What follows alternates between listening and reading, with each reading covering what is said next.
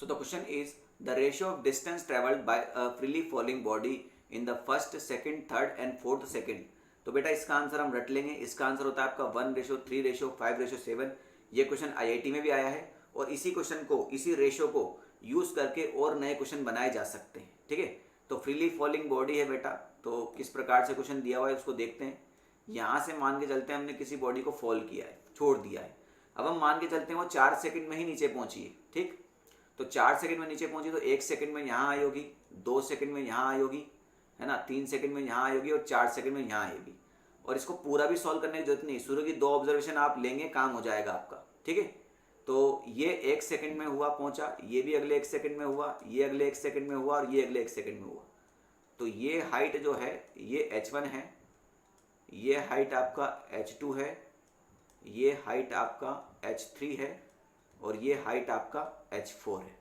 बस हमें h1 ratio h2 ratio h3 ratio h4 ही निकालना है. ठीक, तो h1 तो निकल के आ ही जाएगा बेटा, है ना. ऑब्जेक्ट नीचे आ रहा है तो हाइट नेगेटिव होगा. टाइम हमें दिया हुआ है, इनिशियल स्पीड 0 है, तो सेकंड इक्वेशन लगा देंगे. So h is equal to u t plus half g t square, है ना. इसके बाद नहीं लिखेंगे इसको. h नीचे की तरफ आ रहा है तो माइनस h1 हो जाएगा. इनिशियल वेलोसिटी 0 हो गया तो ut खत्म हो गया.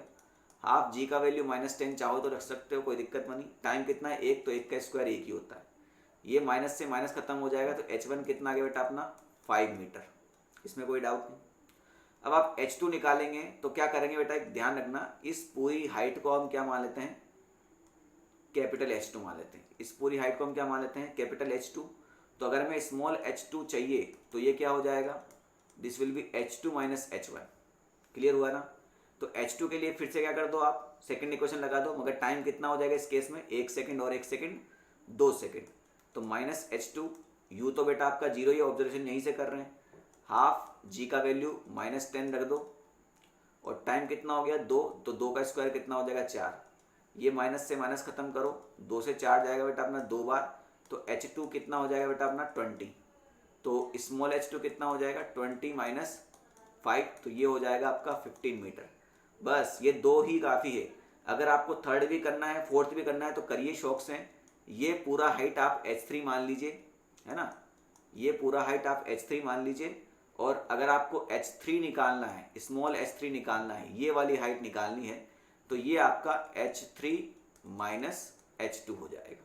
इसी प्रकार से इस पूरी हाइट को h4 मान लेना, तो स्मॉल h4 आपका h4 माइनस h3 हो जाएगा. ठीक है, तो हमारी 2 ऑब्जर्वेशन कितना है बेटा, आपकी h1 5 मीटर है और h2 15 मीटर है. बस काम हो गया.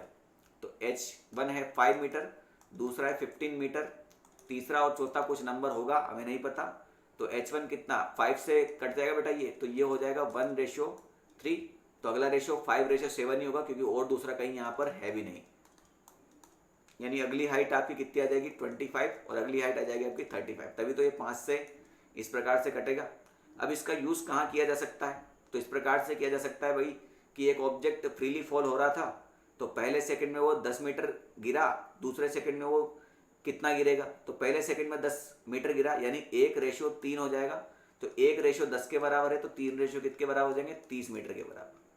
या फिर हो सकता है कि बोल दे कि वो 2 सेकंड में पूरी बिल्डिंग नीचे आ गया, 2 सेकंड में पूरा बिल्डिंग नीचे आ चुका है वो, और 1 सेकंड में उसने, पहले सेकंड में उसने 10 मीटर कवर किया, तो बिल्डिंग की हाइट कितनी हो जाएगी, तो ये 30 मीटर हो जाएगा, तो बिल्डिंग की हाइट हो जाएगी आपकी 40 मीटर.